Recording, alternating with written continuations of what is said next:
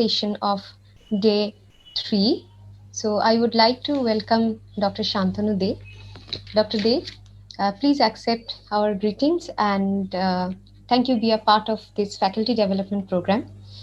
Dr. Santanu De is the Associate Professor in the Department of History at Ramakrishna Mission Vidya Mandira, Belur Math, affiliated to University of Calcutta, Kolkata, India. And he is also the research fellow in the Bengali Vaishnavism in the Modern Period program at the Oxford Centre for Hindu Studies, Oxford University, United Kingdom. Dr. De is a recipient of the Charles Wallace India Trust Fellowship. His PhD dissertation from Jawaharlal Nehru University, New Delhi, India, explored the key issues and trends among Gaudiya Vaishnavas in colonial Bengal. He has researched and published a number of articles at many journals of religious studies, highlighting the varied aspects of religion, and also in the other journals emphasizing on colonial modernity. So, sir, please take over the session. Thank you. Yeah, thank you so much, Dr. Goswami. And it is my proud privilege that the Department of History, St. Xavier's College, has invited me to be a speaker in this online faculty development program. At the outset, I should like to point out that I have a confession to make about the topic which I have chosen today. Although I have done a couple of courses on this topic and some readings also, but I am not a practitioner of digital humanities in any way. And so most of what I shall be speaking today will be as a fellow participant rather than as an expert. So this is the proviso which I am giving out at the beginning. But the reason why I sought to engage myself with this topic is more important. It is nevertheless because I felt that such an important topic, which is so very important for the modern academia, should not be left unsaid in a very important FDP program like what you are having. So that was the reason why I chose this topic. Although my disciplinary emphasis is in history, but digital humanities is something which is far broader than what we can imagine. So this is what I wanted to point out at the outset. So in my talk, I would be basically deleting all the technical baggage that the term digital humanities usually brings with it. However, I would just like to point out that I would be dealing with the possibilities that the topic has to offer to us, and also to give you an idea about how this particular field has its own sort of limitations and own sort of creative avenues for all humanities scholars, not just historians. So with these words, may I just go on to my slide presentation. I would request Srimanti to kindly initiate the slides. So as I was saying, I would try to look in my presentation at the varied perceptions and definitions of the term digital humanities, the way in which this field has evolved, and some of the basic methods and tools it uses, along with a little bit of analysis of the interesting digital humanities projects being conducted so far, so that our participants may form an idea about the theme itself. And as you can see, the picture that I have provided is a little provocative, where books are being digitized, and visually that can be imagined at the same time. So as we all understand that research and teaching in the familiar world, from college or university classrooms to libraries and archives, everything had been centered around the printed text, which is books, articles, journals, and so on and so forth. So this is something which we have gotten used to. However, across across the university and the colleges, the way in which we pursue research today is beginning to change gradually but surely towards digital technology. And indeed, it is becoming more and more evident that research is increasingly being mediated through digital technology. I hope all of you are aware that the COVID situation has, in fact, driven home this point that we as teachers or students or researchers, everybody has had to adapt to the technology that we have in our hands. So, technological dependence and dependence on texts and dependence on ebooks, these are things which are here to stay in the academia. This is something which we have all understood, I think. So many people argue that this mediation is slowly beginning to also change what it means to undertake research, affecting both the epistemologies and the ontologies that underlie a research program. So, with these words, I think we can move on. Now, to the next slide, please. Terminology wise and definition wise, I think the term digital humanities is still quite fuzzy because, as you can understand and as you can see in the slide, there are various definitions which are given, various new ways in which this subject has been conceptualized. Digital humanities, as a very infant discipline, I think has its own teething problems. With every child we have seen, they have teething problems. So this discipline, which is new on the block, has also got its own set of teething problems. So people have been asking, is it just a flashy new coinage, a new terminology just to make sense of, or does it have a separate methodological outlook, or is it a combination of varied discipline-specific approaches through the use of technology? So these are some questions which are usually put up to the digital humanities scholars. Does it mean simply humanities on a digital platform like the internet? Is it some form of virtual knowledge or cyber scholarship? These are things which one has to contend with.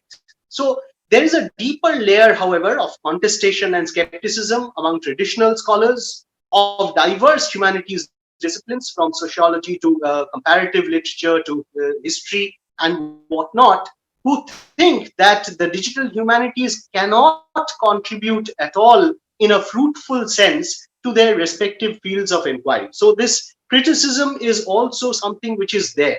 But you must understand that most of this skepticism has emerged from an unwillingness on the part of the traditional academics to move beyond established disciplinary patterns and methods of research. And this also emerges from an assumption that digital humanities involves too much dependence on technology.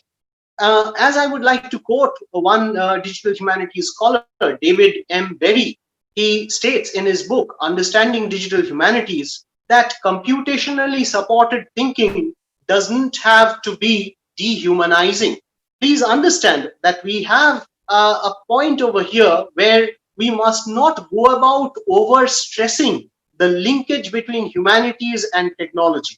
No one is arguing for substituting one for the other, but to use both fruitfully in order to gain a better understanding of one's ideas and one's issues. So it is not a precondition that all digital humanities scholars must be able to know software technology, must be able to code, must be able to build softwares or programs on their own. This is not what it is supposed to do.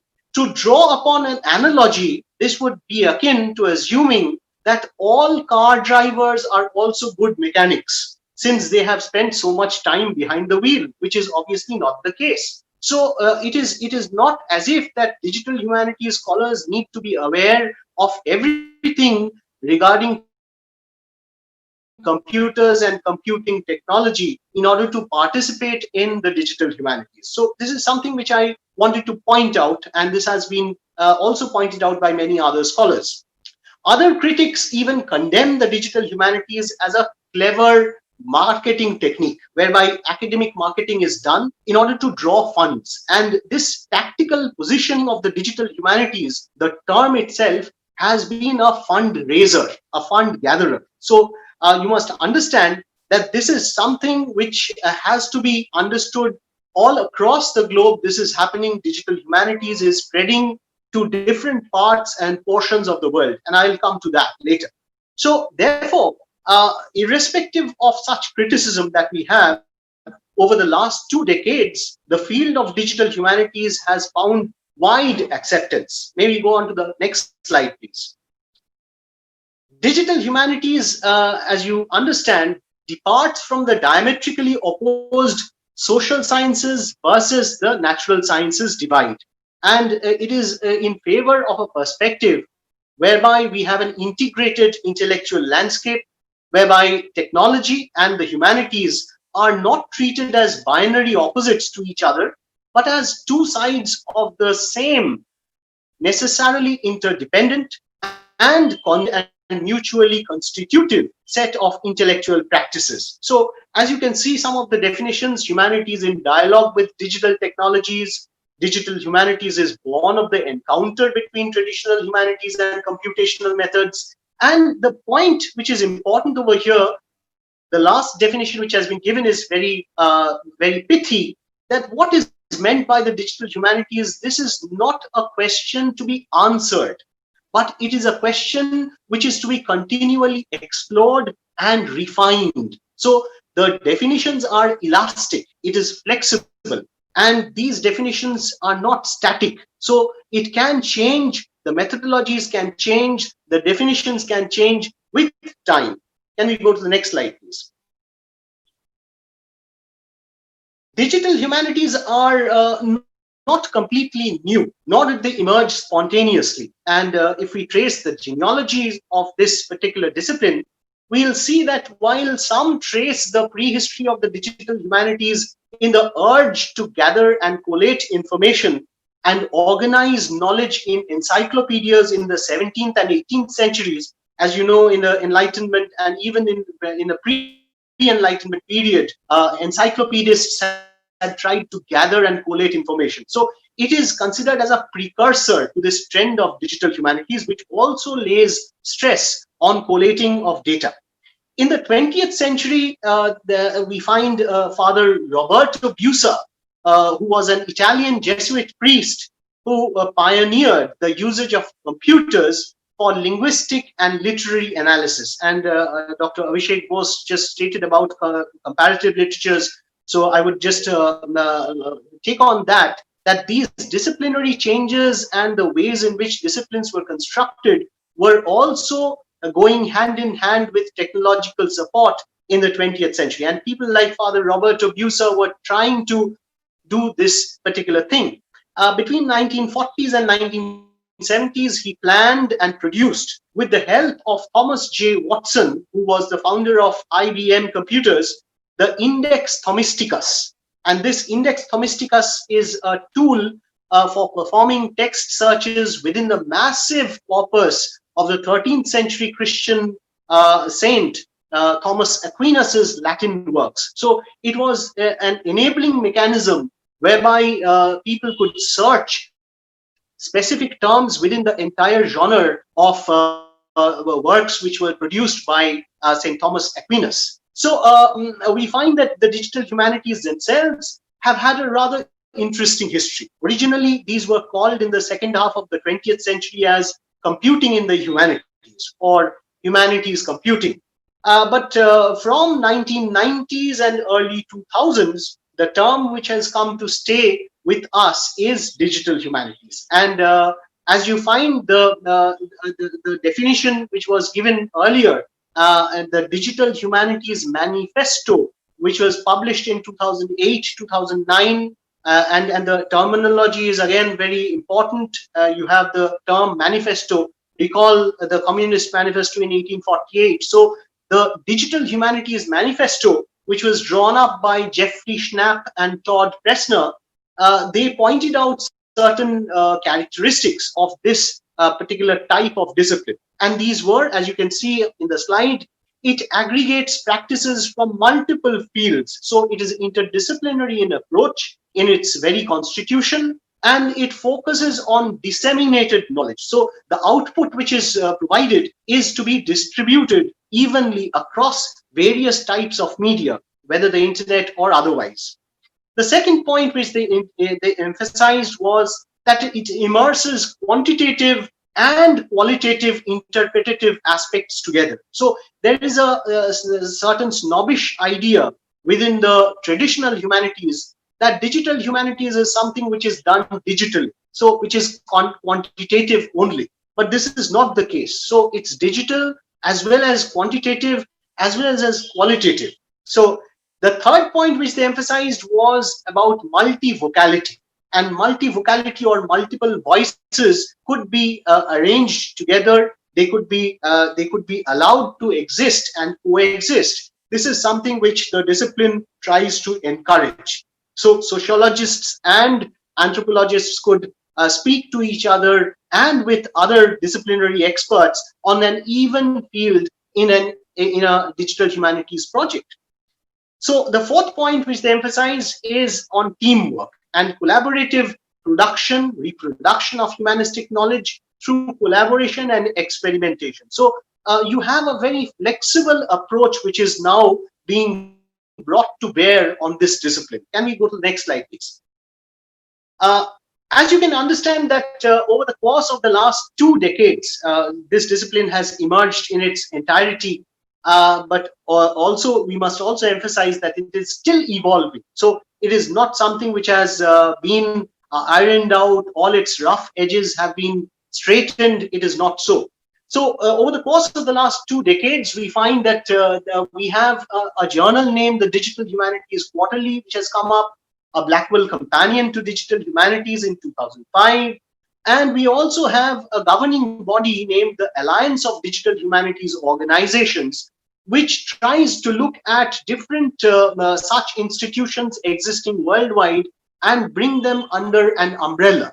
So Alliance of Digital Humanities Organizations is also something which has come up, and in 2006, the Digital Humanities Initiative, which is a US initiative, is extremely important for understanding that this coordinates various aspects between the digital humanities disciplines in various universities. Can we go to the next slide, please? So, as you can see, the several digital humanities centers and institutes have cropped up across the globe. This map is from around 2013-14, and as you can see, India doesn't feature in this map as a place where digital humanities centers have come up. But this scenario has changed later on, and I'll go to that. But you must understand that the global presence of digital humanities centers with postgraduate and PhD degrees being offered in the discipline has usually centered around the West. So US, Europe, and Australia, New Zealand, and to some extent China and Japan. These are the places where you have digital humanities departments cropping up in a major way. Next slide, please.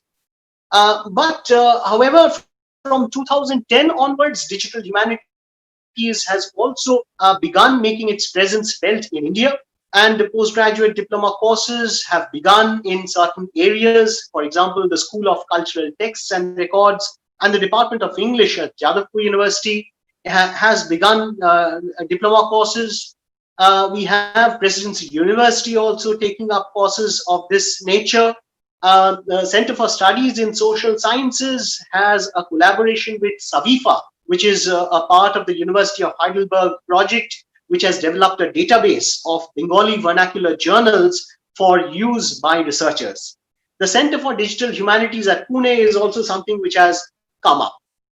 From 2015 onwards, we find that digital humanities courses have flourished even further. For example, the Indian Institute of Technologies at Delhi, Indore, and Gandhinagar have begun conducting digital humanities programs. And most recently in 2019, we find IIT Jodhpur has established an interdisciplinary research platform on digital humanities on various themes, pointed themes like digital culture, digital heritage, digital economy, and whatnot.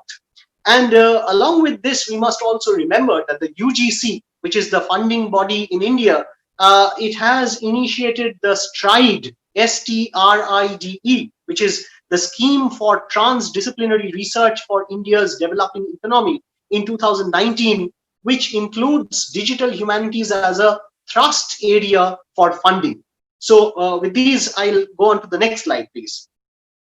So the source materials for digital humanities, as you can understand, vary quite a bit.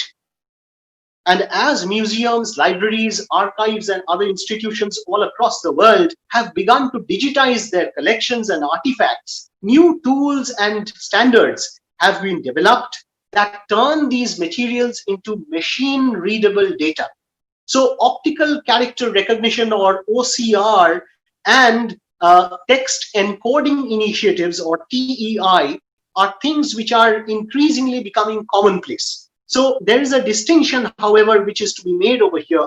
You have born digital data, which is data which is born in a digital format, and there are texts or other aspects which are digitized. So these are the two aspects which are important for this kind of textual material. But you must also understand that textual data is only one part. There is also sound, images, videos, and various other types of digital data which can be and have been utilized by digital humanities scholars. Next slide, please. It is very difficult to delineate clearly what is new for methodology in digital humanities. The traditional research methods that we all know of in the individual disciplines that we come from, be it sociology, anthropology, or history, these are still important, and these apply with the same rigor in digital humanities also. But what is important is that they are more influenced by the new technologies that are available today. So digital humanities is not as if it offers a substitute. It is something which is adding on, which is providing new methods, new arenas for research by the humanities scholars. So digital humanities in this sense is basically more a convergence of different practices rather than a unified field. So as you can understand that there are various types of tools and various types of methods which are used. I will not go into the technicalities as I pointed out in the beginning, but let me just point out to some.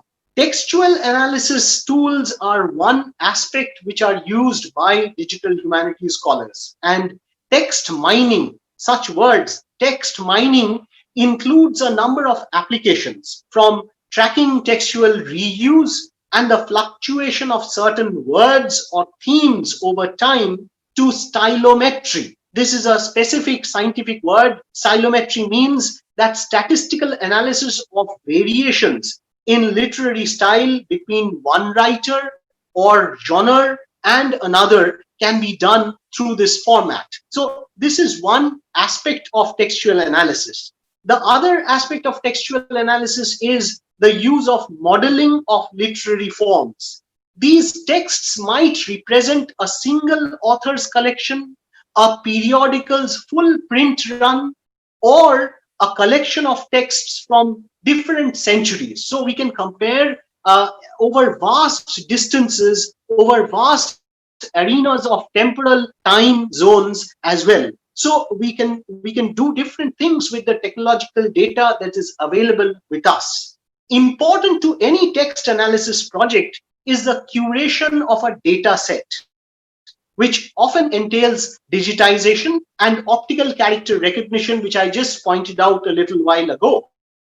This optical character recognition technology is a process which turns words from images into searchable text. So you can imagine if you scan a page and then do an OCR on it, then the language in which it is written can become a searchable text in Word format. So this is a technology which has immense possibilities. And as you can understand, that textual analysis tools are used in various fields today, by different discipline experts. For example, in the fields of language and literary studies, in translation studies, in culture and religious studies, in history, as well as philosophy.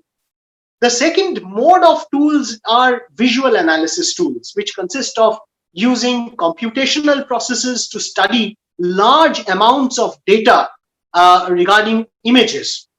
The third type of tools are spatial analysis tools, and this involves different things from mapping roots and characters to using 360-degree photography and 3D in augmented reality and virtual reality landscapes. And there are various softwares available today. Many of them are, by the way, free softwares like Omeka, like Neatline, etc., which enables such spatial analysis to happen.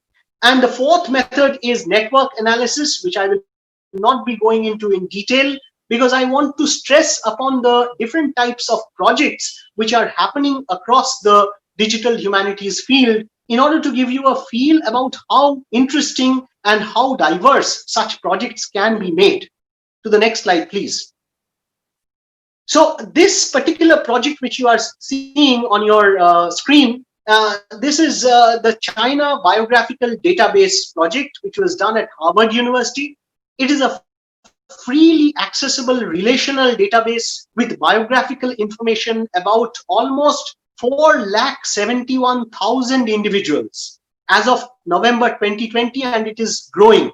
Mind you, I've already provided you the link also so that you can visit the site yourself in order to have a feel of what it looks like and what kinds of data have been generated by the scholars. So from the 7th to the 19th century, you imagine a 12th century time span, and within these 12 centuries, the people, the places, the information from China has been digitized in this particular China Biographical Database, which was this particular huge project was done by various scholars, and obviously the person who took the initiative was a person by the name of Robert M. Hartwell and Michael Fuller, who went on to initiate this project. And this is an evolving site with regular updating of the database that enables a user to look at a variety of things. You can look at people, you can look at kingship, you can look at lineages of different dynasties and people who came from what place, their village names, their postings, if they were elected as officials in the Chinese bureaucracy in the 7th or the 10th or the 14th century. So this is something which is a huge database which offers and holds promise for historians and sociologists. And the data has been culled from the governmental archives and various other documents which exist in Chinese. Next slide, please. Okay, so this is another project which has been done in Australia. The Real Face of White Australia is a project which was developed by Kate Bignell and Tim Sherratt from the resources of the Australian National Archives. And in the early 20th century, Australia defined itself as a white man's country, despite the fact that it was home to indigenous Australians or aboriginals, apart from thousands of non-Europeans, including Chinese, Japanese, Indians, and other nationalities. However, this particular project has been titled Invisible Australians because the men, women, and children who, because of their color of their skin, with their homelands of their forebears being different, they found themselves at odds with the nation's claim to be white. So they faced discriminatory laws and policies such as the Immigration Restriction Act of 1901, which racially excluded and denied them their place as Australians. So this experimental browser, which has been created, enables one to explore the records of the White Australia policy through the faces of those people. And I've given the link over here as well. You can visit it and look for yourself how you can click on a portrait of any particular person, and the document from which it came from will become visible to you. You will also be able to follow a link to explore the context of the document in the National Archives of Australia's database. So this is an example of an interdisciplinary digital humanities project which integrates race studies, migration studies with colonial history at the same time. So these are some of the experimental projects which have been done in a very fruitful manner. Can we not aspire to have a similar digital humanities project where almost 74,000 Indian soldiers who gave up their lives for the British Empire in the First World War, whose lives lie scattered in archival records, in memoirs, in letters, photos, and oral memories of their descendants in one place? We can obviously do something like that, only the initiative has to be there. So to the next slide, please. This particular slide takes you to another project which is titled Authorial London, the city in the lives and works of its writers. And this would be interesting for literary scholars and literature people, the participants who are from these disciplines. Developed by Stanford University Libraries Center for Interdisciplinary Digital Research, this project provides a map guide to different places of London City as it appeared in the almost 193 works and biographies of almost 47 authors, from Chaucer and Coleridge to Rudyard Kipling and Graham Greene in the 20th century. So from the 14th to the 20th century, all who have lived in London, all who have spoken about different areas of London have been mapped in this particular digital humanities project. So this project offers the overlaying function. Overlaying function means that users can look at historic maps of the city of London for comparison. So you can also imagine how the city was growing, how new suburbs were being added on. And if you visit the site, as I have provided the link, that would give you an idea of how this particular project can be fruitfully organized. The project aims to enhance the knowledge of place, especially select neighborhoods and particular places within them, to see who wrote about them, when was it written about, and how place conceptions have evolved in the literary imagination over time. So next slide, please. Yeah, this is another project which is titled America's Public Bible, very provocatively titled. This is a text analysis project which was launched by Professor Lincoln Mullen from the George Mason University, USA. America's Public Bible uncovers the presence of biblical quotations in almost 11 million newspaper pages in the Library of Congress's Chronicling America collection.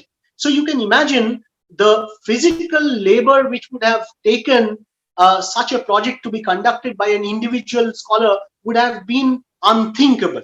But this project has been enabled by text mining purposes and facilities and tools, which has enabled this particular project to be completed.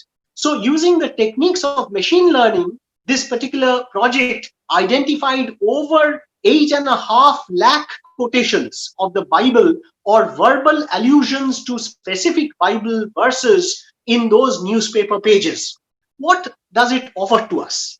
This site offers to us a way to explore the trends of how frequently a biblical verse was used, with links to each quotation highlighted in the pages of Chronicling America. So by looking at the uses of the Bible in newspapers, we can understand and see which parts of the Bible were gaining currency among Americans, as well as the range of interpretations that were given to those verses. This automated text mining project reveals trends that would be inaccessible to a single scholar's reading of these documents, and yet it enables a close reading, as Professor Bose was just referring to. A close reading is also made possible by this text mining process. So we can have a historical context to these verses which were happening in different pages of different newspapers in America. To the next slide, please. And we have Stanford University, in fact, has a large array of projects. I would request all of you to kindly visit the sites, the links of which have been given.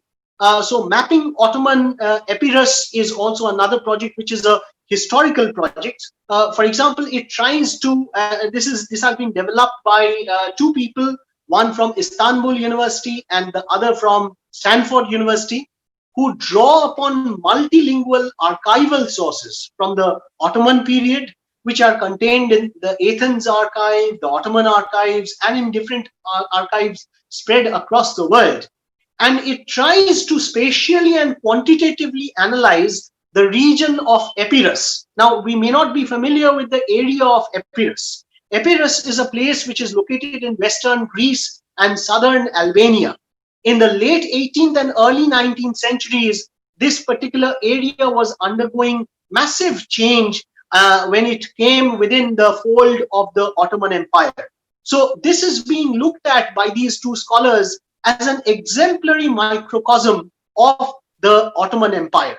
It creates a number of digital maps based on geographic information systems and textual analysis, and visualizes spatial relations of economic, political, and infrastructural transformations. So I think I'm exceeding the time which has been allotted to me, but I'll just quickly move on to the other slides that I have. Can we go to No, the next slide, no, please? sir, it's absolutely fine. You can continue. All of us are, enjoying your lecture Thank, and coming thank to you. know about a lot of things. Thank you, Right. sir. Thank you. So if we move on to the next slide, as you can see, the Chinese Railroad Workers Project in North America, this has also been done by Stanford University, and it was conducted under the lead of Professor Gordon Chang and Shelley Fisher Fishkin. These two scholars, along with the help of hundreds of other scholars, students, and volunteers from around the world, they tried to recover the little known contributions of Chinese railroad workers in constructing railroads in the US and entire North America between 1864 and 1869. So within these 5 years, the places where they went, the number of people who went, the descendants of these people who are presently living in China, they have been interviewed, and all this data has been collated. So oral histories, interviews, digital visualization, publications, and resources for teachers are the numerous things which have been developed by this project. And this is something which is also giving us an idea about the innovative ways in which technology can be used to construct a project of this nature. Can we go to the next slide, please? Uh, yeah. So the possibilities are immense. So as you can imagine, yesterday we were hearing from a certain scholar about the Indus Valley civilization. And one must understand that digital humanities has immense possibilities even for a discipline like archaeology. And as you can understand that the modern tools and technologies which are available today, which includes satellite imagery, digital elevation rendering, sonar for underwater imaging, and ground penetrating radar, these combined visualization techniques offer us immense possibilities for conducting research, of looking at things, how regions changed, and how regions could be understood in a manner which is more fruitful for us. So if we just try to go back to the presentation which was made yesterday, we can have a digital humanities project on the Indus Valley civilization, which plots not only the different areas which were important for this particular civilization, but also digitize the artifacts. For example, lapis lazuli, for example, the trading links, and we could have an imaged version, a 3D imaging of various structures in Harappa, Mohenjo-daro, and so on and so forth. So these are things which hold possibilities for researchers. Can we go to the next slide, please? Yeah. Now we come to the hazy areas. So as you can understand that with every discipline, digital humanities also is a discipline which has its haziness. So however, one must understand that the public discourse on digital humanities as a field is as much open to ideological currents and subjective preferences as conventional research. As you can understand, if a sociologist or a historian was to do research, he could have adopted any of the various methodologies which are available. One could adopt Marxist analysis techniques or other techniques. So such techniques are also available to the digital humanities scholars. And you must also understand that questions of underrepresentation of gender, of race, of sexuality, of class, caste, community issues, and the north-south divide between the west and the east and the north and the south have been gray areas in this particular field. So, for instance, we find that most of the projects that have been done till now are mostly in the US, the UK, Europe, and Australia. So the global south or Africa has more or less been almost neglected in this particular field. Secondly, there are also serious challenges and debates among practitioners regarding digital humanities pedagogy as well. For instance, how should digital humanities be taught best? How can we judge, evaluate, peer review a digital humanities project? When collective and collaborative web-based projects are involved, how can we give credence to individuals who have participated in such a project? So these are issues which are still hazy. These are still evolving. The third point is there is a further critique that is slapped on digital humanities. It is considered that digital humanities, with its overt dependence on technology, works to create a new form of privileged elite scholarship, which is actually trying to create a new divide, which remains out of bounds for most technologically challenged people. So it is again something which the digital humanities has to grapple with. The fourth point of criticism is that startup costs for digital humanities are so high in terms of infrastructure, inputs, pay for researchers, computer programmers, computer technology software, digitization costs, and so on and so forth. So you can imagine that it is cash intensive, which is not affordable by countries or by nations which do not have funds to spare. So digital humanities is something which is again elitist in nature. But there are also questions about sustainability of digital projects. For example, the question comes up time and again, who will pay to maintain the digital resources in the future? Can we afford to do so? So these are things which need to be addressed by digital humanities scholars. The fifth and the last point, which is debated over here, is the ethical angle. So shouldn't research which is done in a digital format be available freely? But is it available for free? No, it is not. So digitally available resources also has its costs. So anybody and everybody cannot access it to the full extent. So issues of privacy, issues of copyright, issues of plagiarism, all of these are again important over here. So maybe just come to a conclusion. The next slide, please. So the pointers, I'm not saying conclusion because these are pointers.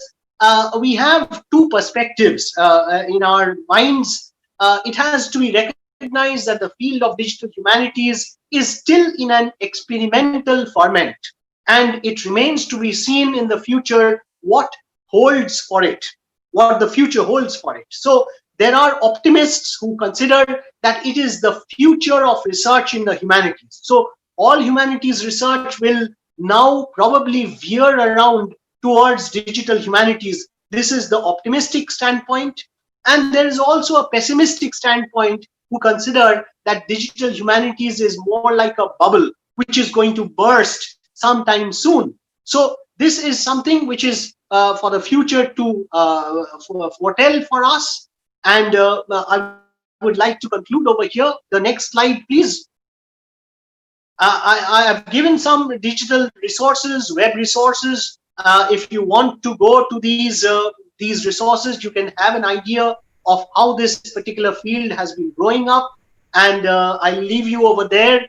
Thank you so much. Thank you, sir, for this wonderful presentation on digital humanities. And yes, we are all referring the sources from digital humanities. Even we can show those references to our students. And I think, sir, you have one question. So, with your permission, shall I read it for you? Sure, sure. Okay.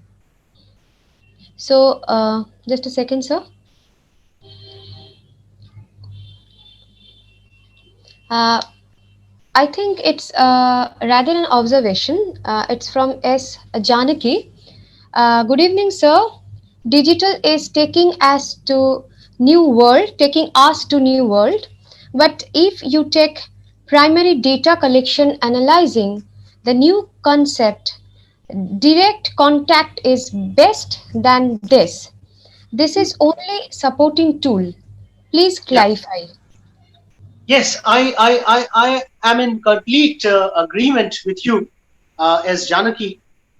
It is, as I stated in the outset also, that this is not a particular field which is going to substitute research which is done conventionally. So we are not speaking about substituting one form of research, one methodology of research with another methodology. I think what I'm trying to argue, I was trying to argue for the last 40 minutes or so, was basically to look at how digital humanities can help us expand our frontiers rather than hedge our frontiers. So it is not that the disciplines that you come from, be it sociology, anthropology, or political science or whatnot, I think the type of methodologies that you have can be used, but these can be used in a more fruitful, exponential manner if we use other types of technologies that are available today. For example, we heard about data sets in the first day, right? So, if I'm not mistaken, either on the first day or the second day, we had heard about that. So, data sets can also be, and questionnaires can also be circulated online, which can also generate a lot of data cutting across digital divides. For example, you may be sitting in, I think, South India, and we are interacting together. This medium, this format, and the tools which it affords us can obviously expand our frontiers rather than hedge it. Thank you, sir. And there is one more question, I guess, from Balaknath Bhattacharya. Sir, can this be stated that DH is an application of information technology in every area of social science to generate useful information in a vast scale? Yes, I think you have got it right, and this is mind you, as I pointed out, there are two types of data. One which is digitized and one which is born digital. For instance, may I point out something? We are using the internet very frequently for the last 20 years or so, but can you imagine after, say, for example, another 10 years or 15 years, when we sit down and reflect and retrospectively try to analyze how the digital media has evolved over the last 30, 40 years, would we be able to do that unless we use born digital data?